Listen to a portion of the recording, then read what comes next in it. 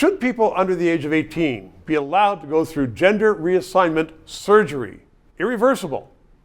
Well, Danielle Smith, the Premier of Alberta, said no. New Brunswick said no. A lot of people are saying, including the federal government, say, oh, that's so cruel. Please subscribe.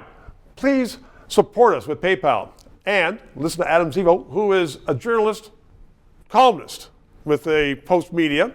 And you've done a lot of work into this. And with the federal government coming out and saying, this is endangering young people, I would make the argument it's endangering young people to have surgery before the age of 18. Well, I think that most people would agree that having sex reassignment surgery under the age of 18 is inappropriate. And in fact, if most people agree, then why are people out there saying this is wrong? Well, I mean, bottom surgery is actually already banned for people who are under 18, so the new rules are actually redundant in that sense. Top surgery affects a small number of people, but it's good that we're banning it now. And I think that's not the main thing that people have contentions with. The main thing that people are concerned about are policies on hormones. Okay, explain that to me. Well, so the question is it ethical to provide a youth who identifies as transgender, gender, like puberty blockers or cross-sex hormones?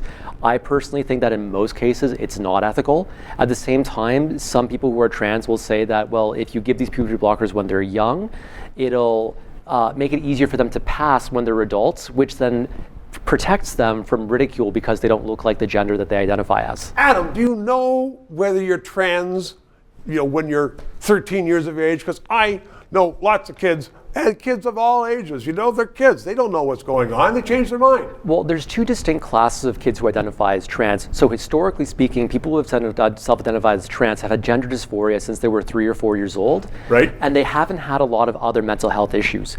But starting about 15 years ago, you saw this new cohort of transgender identifying kids who started to identify very suddenly at the age of 13 or 14, had serious other conditions like, let's say, autism or BPD, and they were just really unwell, and no one explored why they were identifying as trans and whether there are other issues factored into it. But is that permanent? You're saying if they're autistic and they are identifying as trans, I mean, that may change.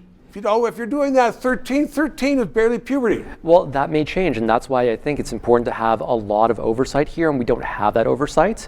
However, there is a small part of the population which may be authentically trans, and I think that for those cases, it may be okay, but we have to be really careful about this, and I think that Danielle Smith's policies are putting a level of care that we don't normally see, which I generally support. And yet doctors get into this. Tavistock in Britain was going on for years and years, now has been shut down because the doctors were getting in there and they were just taking everybody came in the door and changing their sex.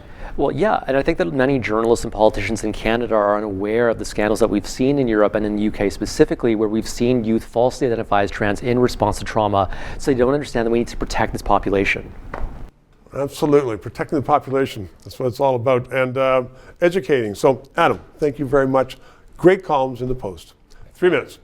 This show provides independent analysis of the issues. We are not paid by the government. And as I am finding, so much business in Canada relies upon various governments that they don't want to sponsor or advertise on a show which may become controversial, which talks about liberty, freedoms, sometimes criticizes government. I've had guests on that support the government. But people are saying, you know what? We don't want to bite the hand that feeds us, i.e. government, which is why I hope you'll subscribe and contribute to keep this show on the air.